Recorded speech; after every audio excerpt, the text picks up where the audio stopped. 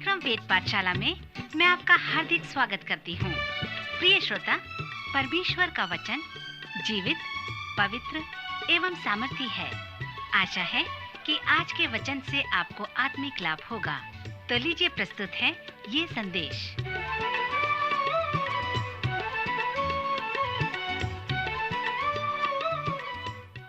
नमस्कार श्रोता मित्र, वेद पाठशाला के इस अध्ययन में आपका स्वागत है। संपूर्ण पवित्र शास्त्र का सर्वेक्षण करने का यह जो सुअवसर मिला है, इसके लिए हम परमेश्वर पिता का धन्यवाद करते हैं। यह सर्वेक्षण ने नए नियम और पौलुस प्रेरित के पत्रियों पर जो यीशु मसीह के शिष्यों को लिखता था, जो रोम में थे, उनमें हमें ले आया है। जब हमारा पिछला अध्ययन समाप्त हुआ था, तब हम प्रेरितों की महान आध्यात्मिक अति उत्तम रचना की महान शिक्षाओं का निष्कर्ष निकाल रहे थे। पौलुस अब अपने इस पत्र के व्यवहारिक भाग के सारे धर्म विज्ञान को इन गहन शब्दों से आरंभ करते हैं। वो लिखते हैं, इसलिए हे भाइयों, मैं तुमसे परमेश्वर की दया स्मरण दिलाकर विनती करता हूँ कि अपने शरीरों को जीवित और पवित्र और परमेश्वर को भावता हुआ बलिदान करके चढ़ाओ। यही तुम्हारी आत्मिक सेवा है। और इस संसार के सदृश न बनो, परंतु तुम्हारी बुद्धि के नए हो जाने से तुम्हारा चाल चलन भी बदलता जाए, जिससे तुम परमेश्वर की भली और भावती और सिद्ध इच्छा को अनुभव से मालूम करते रहो। श्रोता, इस तरह से पौलुस प्रेरित अपने तेजोमय पत्र को इस्तेमाल के भाग को आरंभ करता है। पौलुस का पत्र जो रोम के नाम है, वह हमारे उस लिखे हुए उद्धार का बहुत विस्तृत आध्यात्मिक कथन है, लेकिन सैद्धांतिक विषय या शिक्षा इस पत्र के इतने गहन हैं, फिर भी पौलुस के पत्र बहुत व्यावहारिक है। जैसे मैं पहले कह चुका हूं कि पौलुस के पत्र दो भागों में बटे हैं, एक शिक्षा देने का और दूसरा भाग है कार्यान्वित होने का। हम पाते हैं कि पौलुस हमसे विनती करता है कि उसने जितनी भी सच्चाई हमसे बांटी है, उनको अपने जीवन में हम लागू करें। सर्वप्रथम परमेश्वर पर और तब अपने आप पर।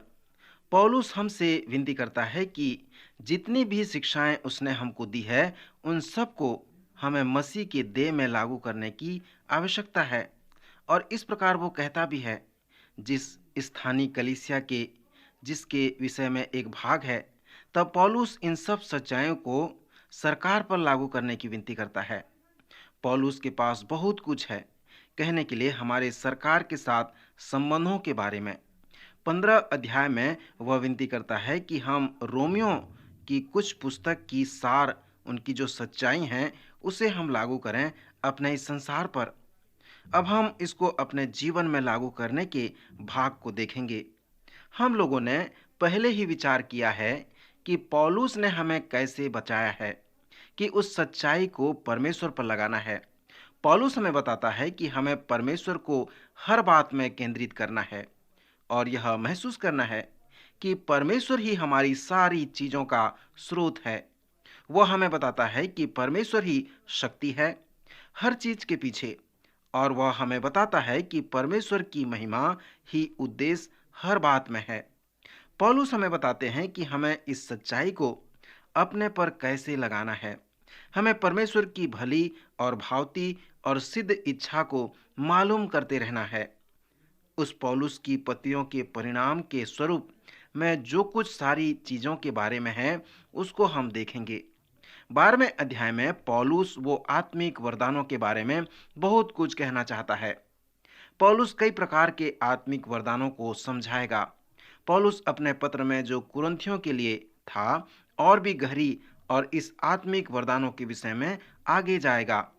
अगर आप उन आत्मिक वरदानों की सूची बनाएंगे जो पौलुस ने इस पत्र में और कुरिन्थियों के नाम अपने पत्रों में और इफिसियों में वर्णन किया है, अगर दूसरे प्रेरितों के द्वारा आत्मिक वरदानों के बारे में जो कुछ कहा है, उसकी तुलना हम पौलुस के द्वारा जो कुछ आत्मिक वरदानों के बारे में है उसे करते हैं, वो हमें 20वें और 21वें आत्मिक वरदानों की एक सूची को देता है, जिनका वचन हमें वर्णन करना है। इन आत्मिक वरदानों की जो महत्वपूर्ण बात है कि यह सब एक ही आत्मा के कार्य के द्वारा होता है। दूसरे शब्दों में कहूं कि पवित्र आत्मा इस संसार में अपने लोगों को आत्मिक वरदानों को देकर कार्य करता है। जब परमेश्वर के लोग यह जान जाते हैं कि पवित्र आत्मा ने उन्हें क्या वरदान दिया है और उन वरदानों के कार्य में उसे किस प्रकार इस्तेमाल करना है, तब पवित्र आत्मा कार्य करता है, क्योंकि पवित्र आत्मा इसी तरह से लोगों के जीवन में कार्यान्वित होने देता है। पौलुस रोमियो के 12वें अध्याय में एक सिद्धांत को हमें बताए हैं। जब वह हमसे आत्मिक वरदानों के बारे में बात करता है, जैसे शिक्षा देने का वरदान, प्रचार करने का वरदान या शासन करने का वरदान, वह हमें यह सिद्धांत देते हैं, यदि कोई सिखाने वाला हो तो वह पूरी तरह से सिखाने में लग जाए। जब आप अपने उस तरह के वरदानों को जान जाते हैं तो उस पर पूरा ध्यान लगाएं और मसीह की देह में दूसरे से आशा करें कि वह जाने उनको क्या वरदान मिल सकता है और अपने वरदानों को बढ़ाने में वे लगे रहें। इसका अर्थ क्या है कि हम सबको एक दूसरे की जरूरत होती है। प्रेरितों के काम के 6 अध्याय में हमें इस तरह से भेद को बताया गया है। जिनके पास आत्मिक वरदान थे वे सब पास्तरी वरदान थे। उन्होंने उनसे कहा जो व्यावहारिक थे कि तुम व्यावहारिक रीति से वरदान पाए हुए लोगों हो, तुम कलीसिया के कार्यभार को देखो और हम पास्तरी लोग अपने सेवा को आगे बढ़ाएंगे, अपने जीवन को प्रभु की सेवा में लगा देंगे। परमेश्वर इस निर्णय पर आशीष देता है। इस निर्णय का अर्थ है कि जो वरदान आपके पास है उसको बढ़ाते चलो और दूसरों से आशा रखो कि जो वरदान उनके पास है उनको और बढ़ाने की कोई आपको जरूरत नहीं है।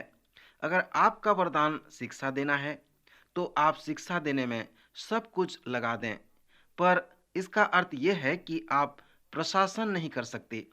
संयोग से आप किसी बाइबल कॉलेज के शिक्षक हैं या कलीसिया के पासवान हैं, आपको यह आशा करनी है कि उन लोगों में किसी न किसी के पास प्रशासन का वरदान है। अगर वह अपने आत्मिक वरदानों को बढ़ाने के लिए अपने आप को बढ़ा दे देते हैं तो कलीसिया की प्रशंसा, जो प्रशासन जिम्मेदारी है, वो चलाई जा सकती है।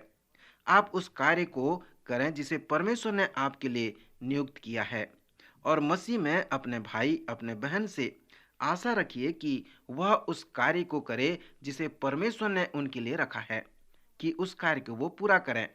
इसका मतलब ये होगा कि जो वरदान आपके पास है वह उनके पास नहीं है और जो वरदान उन लोगों के पास है वह वरदान आपके पास नहीं है।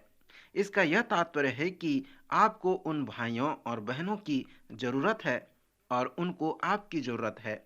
यह बहुत सुंदर रूप से कार्य करता है, जैसे पौलुस लगातार अपनी पत्री के इन भाग में रोमियो के 12वें अध्याय में विनती करते रहता है। वह हमसे विनती करता है कि हम सारी सच्चाइयों को जो उसने हमें इस पत्र में दिया है, हम उसे अपने कलीसियाओं और स्थानीय आराधनालयों में वर्णन करें जिसके हम भाग हैं। यह उसके इस पत्र का बहुत ही व्यवहारिक भाग है। अगर आप 12 अध्याय के इस भाग को पढ़ेंगे तो आप देखेंगे कि पौलुस इन बातों को करने के विषय में कहते हैं। हमें एक दूसरे से निष्कपट प्रेम करना है। मेरा मतलब झूठा प्रेम नहीं दिखाना। मेरा उस प्रकार के प्रेम से मतलब नहीं है जिसके बारे में हम सिर्फ बात करते हैं, लेकिन हमें भाईचारे के सच्चे प्रेम से रहना है। तब हमें सच्ची पवित्रता में होनी चाहिए। बुराई से घृणा करो और भलाई में लगे रहो। हमने सच्चा पश्चाताप हमारे जीवन में होनी चाहिए। वचन में पश्चाताप एक बहुत ही महत्वपूर्ण शिक्षा है।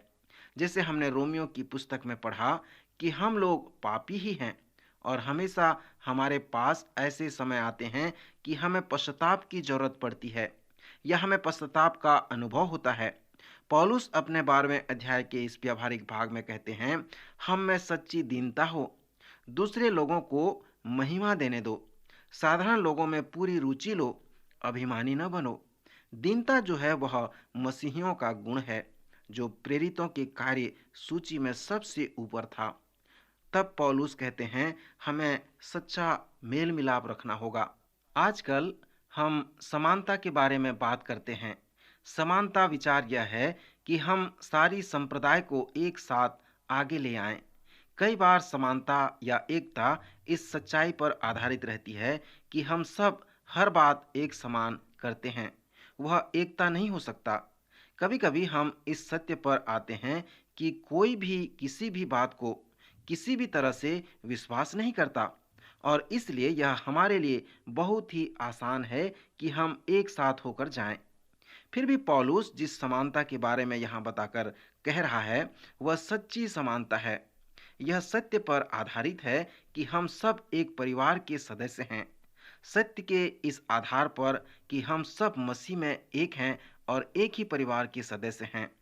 जब पौलुस कहते हैं भाईचारे के प्रेम से एक दूसरे पर माया रखो, उनका अर्थ यह है कि हमें एक दूसरे के साथ सच्चा प्रेम रखना है, जैसे भाइयों के बीच में होता है। एक दूसरे के साथ मेल मिलाप के साथ बने रहना है। यही सबसे महत्वपूर्ण सच्चाई है पौलुस के सारे पत्रों में।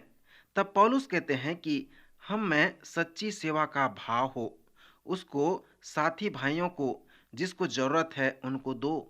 पौलुस सेवकाई को एक आत्मिक दान बताते हैं। सेवा करने का अर्थ यह है कि आप सिर्फ पहुनाई करने के लिए नहीं हैं, पर इसका अर्थ यह है कि तुम प्रेम से लोगों के पीछे लगे रहो। तब पौलुस कहते हैं हमारे पास कुछ वास्तविक कार्य होना चाहिए। तब बहुत ही तीव्रता को आप इस संसार में देखने पाएंगे। मुर्गा जिसके सिर काटने के बाद भी उसके पूरे शरीर में बहुत तेज चंचलता होती है, लेकिन वो चंचलता क्रियाशील होती है। वह कुछ भी हासिल नहीं कर सकता। शैतान परमेश्वर के लोगों से झूठ बोलता है कि कार्यशीलता के द्वारा उत्पत्ति होती है। कार्यशीलता जरूरी नहीं है कि कुछ उत्पत्ति करो। कार्यशीलता उत्पत्ति का प्रतिनिधि नहीं है। जब पौलुस कहते हैं हमारे पास सच्ची कार्यशीलता होनी चाहिए, वह कहते हैं प्रयत्न करने में आलसी न हो, आत्मिक उन्माद में भरे रहो, प्रभु की सेवा करते रहो। प्रयत्न शब्द असल में वहाँ व्यस्तता को दिखाता है। इसलिए पौलुस कहते हैं कि कार्य में लीन होने में आलसी न हो।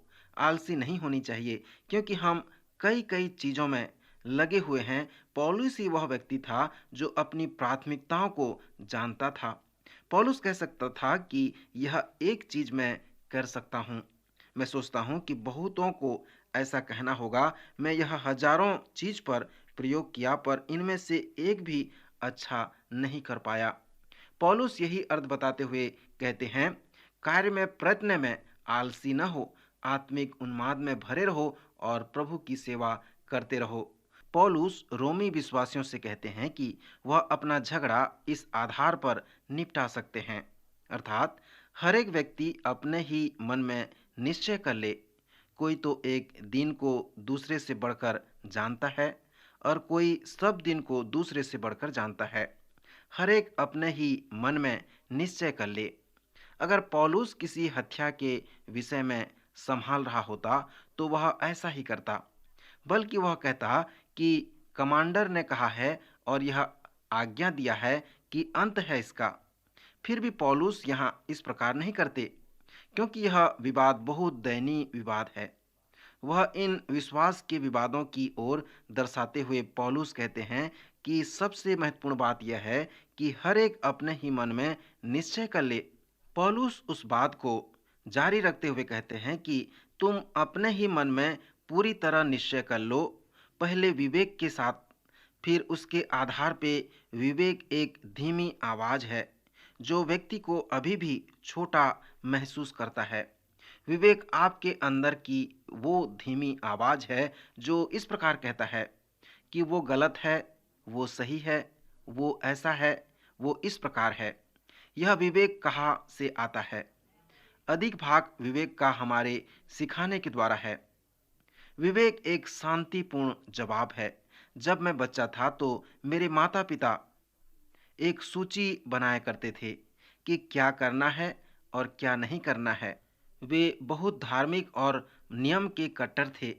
मेरे मन में शक नहीं आया जो उन्होंने करने को मना किया था। वह जैसे चोरी करने या हत्या करने की तरह गलत है। उदाहरण के तौर पर वह कभी ना तो अखबार को इतवार को पढ़ते और न खरीदते थे। वह इतवार को अखबार लेना सही नहीं मानते थे। अब जबकि मैं बड़ा हो गया हूँ और अपने माता पिता से दूर हूँ, लेकिन अगर मैं इतवार को अखबार पढ़ता हूँ तो मेरे विवेक में एक हल्की सी चुभन होती है। सो मैं इतवार का अखबार सोमवार को पढ़ता हूँ। इसका यह मतलब नहीं कि इतवार को अखबार पढ़ना मना है या गलत है। इसका अर्थ सिर्फ यह है कि मुझे इस तरह की शिक्षा दी गई थी कि मेरा विवेक मुझे बताता है कि इतवार को किस प्रकार मेरे माता पिता ने सिखाया है कि एक अखबार क्यों नहीं पढ़ना है। पौलुस यह कहते हैं कि विवेक बचाव का सहायक है। पौलुस कहते हैं कि यह अच्छा और बेहतर है कि आप अपने विवेक की सुने, क्योंकि अगर आपका विवेक कहता है कि यह गलत है तो आपको अपने विवेक के विरोध में नहीं जाना चाहिए, लेकिन पहले पूरी तरह से अपने मन में निश्चय कर लो कि किस आधार पर आपने शिक्षा प्राप्त की है। पौलुस रोमियो के 14वें अध्याय में आगे कहते हैं कि एक और स्तर ही जिस पर आपको पूरी तरह से मन में निश्चय कर लेना है कि वह दृढ़ विश्वास है। विवेक और दृढ़ विश्वास में भिन्नता है।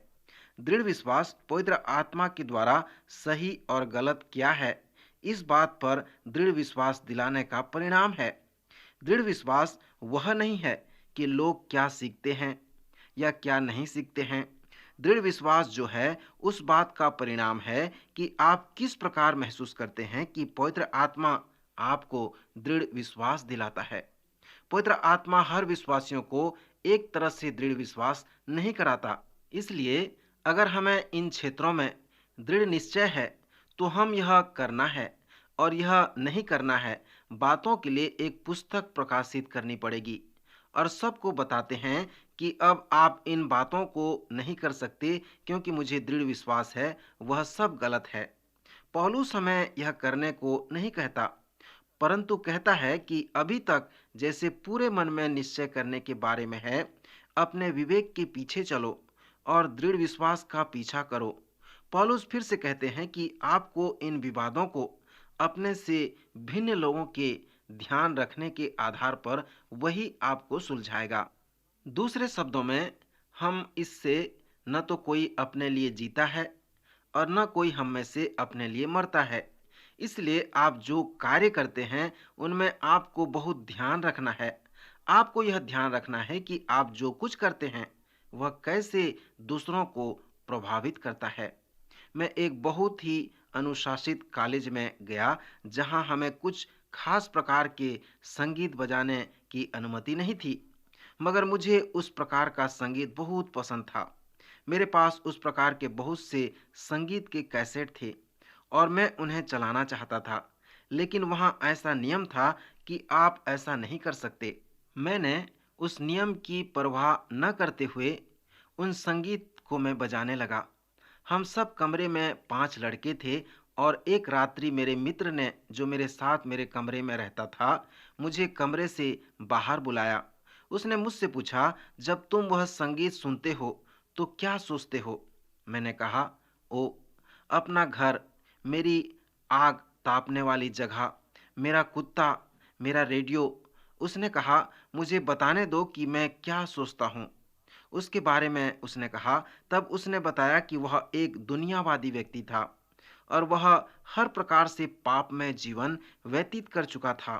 मसीह के पास आने से पहले जब उसने उस संगीत को सुना तो उससे अपने घर, अपने कुत्ते और अपने पुराने जीवन को, हर बात को वो याद करता है जो वह उसे भूलना नहीं चाहता था। तब उसने कहा कि मैं इच्छा करता हूँ कि मेरे लिए कुछ ध्यान रखेंगे। मैं उस पूरे जीवन को भूलना चाहता हूँ। जैसे उसने मुझसे यह बात बांटी तो मुझे नियम के बारे में बताने की कोई आवश्यकता नहीं पड़ी। यह इसलिए नहीं क्योंकि संगीत बजाना नियमावली में मना था, लेकिन अपने मित्र का ध्यान रखने के लिए मैं अपना संगीत आगे को और नहीं बजाऊंगा। यह जानने के बाद कि उस संगीत के द्वारा उसे परेशानी होती है और उसे पुराने जीवन से संबंधित बातें याद आती हैं, तो मैंने निश्चय किया कि मैं इस संगीत को नहीं बजाऊंगा जो उसके लिए लाभप्रद है। पौलुस इन शिष्यों को रोम में यह कहता है, जब वह अपना विवाद सुलझाते हैं, कि अपने मन में पूरा निश्चय कर लो, विवेक और दृढ़ विश्वास के आधार पर। पौलुस के अनुसार आपको भी इन विवादों को अपने भाइयों पर ध्यान देने के आधार पर सुलझाना चाहिए। तो भी अगर आपका भाई सही नहीं है, अगर वह इन बातों को गलत समझता है और उसके अपने विवेक और दृढ़ विश्वास के आधार पर वह उसे परेशान कर रहा है, तो पौलुस इसके अपने पत्री में जो कुरिन्थियों को लिखी है, वह नहीं चाहता कि क्या गलत है और क्या सही है। वो स्पष्ट रूप से बता दिया है। विषय यह है कि आप उस भाई से कितना प्रेम रखते हैं। विषय यही है, आप अपने भाई को ठोकर खाने का कारण न बने। आप अपने को सुधारने या अपने भाई को विश्वास में बढ़ाने के लिए आपको सब कुछ करना पड़ेगा जो आप कर सकते हैं। उस आधार पर पौलुस कहते हैं, अपने भाई पर ध्यान रखो। दूसरे शब्दों में वहां पर यह क्या कहते हैं, और आप कुरिन्थियों की पत्री में इसे देखें। दया के आधार पर इन विवादों को सुलझाओ, प्रेम आपके कार्य में प्रदर्शित हो। यह विषय प्रेम के आधार पर निश्चय होते हैं। रोमियो के 12वें अध्याय में और 14वें अध्याय में पौलुस इस पत्री की सच्चाई के व्यवहारिक प्रयोग के बारे में बहुत कुछ कहना चाहता है। फिर 13वें अध्याय में पौलुस कहते हैं कि आप किस तरह से रोमियो की पुस्तक की सच्चाई को अपनी सरकार पर कैसे लागू करते हैं। यह बहुत ही महत्वपूर्ण है कि सारे विश्वासी सरकार के साथ अपने संबंधों को किस प्रकार सुधार ले, किस प्रकार उसे समझ जाए। सुसमाचार में हमें वह घटना मिलती है जहां पर वह यीशु के पास आते हैं और पूछते हैं कि क्या कर देना उचित है। यीशु कहते हैं, जो कैसर का है वो कैसर को दो, और जो परमेश्वर का है वो परमेश्वर को दो। जब हम इस बात को देखते हैं तो पाते हैं कि परमेश्वर कभी भी नहीं पूछते हैं जो कैसर का है वह कैसर की परेशानी नहीं है। कभी भी कैसर मांगता है जो परमेश्वर का है, और तब आप उसको दे नहीं पाते हैं। दूसरे शब्दों में कहें, कभी नागरिक आज्ञाकारिता का समय है और कभी नागरिक अनाज्ञाकारिता का समय है। यह बहुत महत्वपूर्ण है और हर एक विश्वासी के लिए कि वह अपने सरकार के साथ संबंध को बनाए और उसमें बने रहे। इसलिए रोमियो के 13वें अध्याय में पौलुस प्रेरित बताता है कि शांति का अधिकारी, सुनने की स्वीकृति देने वाला अधिकारी एक परमेश्वर का मंत्री है। पौलुस 3 बार कहेगा कि मैं परमेश्वर का मंत्री हूँ। पौलुस नए जन्म पाए मसीह कानून अधिकारियों के बारे में नहीं बातें कर रहा है, परंतु वो कहता है, अगर आपको उनके साथ मिलकर रहना है, आप व्यवस्था या कानून को माने और वह तुम्हें अधिक समस्या उससे नहीं मिलेगा। लेकिन अगर आप लूटेंगे और बंदूक का इस्तेमाल करेंगे और कानून का गलत इस्तेमाल करेंगे, तो पौलुस यह कहना चाहता है कि जिसमें आपको गोली मारी वह परमेश्वर का मंत्री है। सो परमेश्वर इस प्रकार से न्याय करता है कि कौन परमेश्वर का मंत्री हो सकता है। पौलुस रोमियो के 13वें अध्याय में कहते हैं कि एक चीज है जिसे हम भविष्य में परमेश्वर का गुस्सा और वर्तमान में परमेश्वर का गुस्सा कहते हैं। अभी हम परमेश्वर के क्रोध का वर्णन करके देखेंगे। इस वर्तमान स्थिति में यह कानून वाले की तरफ से आती है। अगर आप इस पर विश्वास नहीं करते हैं तो इस प्रकार आप विश्वास करें कि दुष्ट लोगों को हर काम करने की छूट है। बिना किसी रोक टोक के कोई भी व्यवस्था, कानून और शांति नहीं होनी चाहिए। उन लोगों के लिए नियम कानून के रहना इस प्रकार उचित है। पौलुस रोमियो के 13वें अध्याय में कहते हैं कि हमें अपनी सरकार के अधीन रहना है और उस सरकार के साथ जो कानून बनाती है उस कानून को मानना है, उस पर चलना है। वचन कहता है, जो अभिषिक्त अगुवा था, पास्टर परमेश्वर की व्यवस्था को प्रचार करता है, लेकिन कानून बनाने वाला भी परमेश्वर का मंत्री होता है, क्योंकि वह परमेश्वर के कानून को बाध्य करता है, उसे लागू करता है। रोमियो की पत्री उसके 13वें अध्याय में पौलुस कहते हैं कि कानून परमेश्वर की ओर से एक आज्ञा है, अटल है, यह परमेश्वर ही है जो हमें बता देता है कि वह ऐसी चीज है जो सही और गलत को हमें बताता है।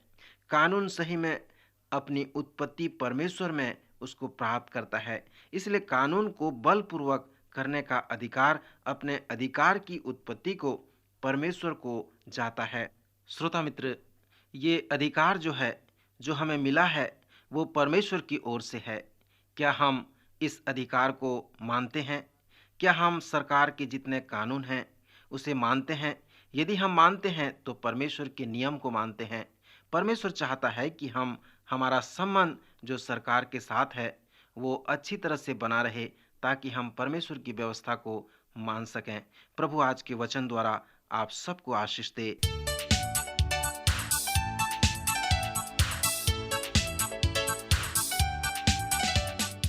आज का कार्यक्रम सुनने के लिए हम आपको धन्यवाद देते हैं। श्रोताओ, आत्मिक विषय से संबंधित कोई सवाल आपके मन में है तो आप अपने सवालों का जवाब इस पते पर प्राप्त कर सकते हैं।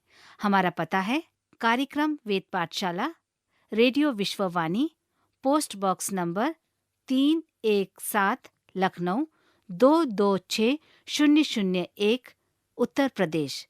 पता एक बार फिर सुन लीजिए। कार्यक्रम Ved Pathshala, radio Vishwavani, post box number 317, Lucknow 226001, Uttar Pradesh. और हाँ श्रोता, आप हमसे ईमेल के द्वारा भी संपर्क कर सकते हैं। हमारी ईमेल आईडी है hindiembassy@radio.vv.org, hindiembassy@radio.vv.org। अब हमारे कार्यक्रम का समय यहीं पर समाप्त होता है। अगले कार्यक्रम में आपसे फिर भेंट होगी। तब तक के लिए हमें आज्ञा दीजिए। नमस्कार।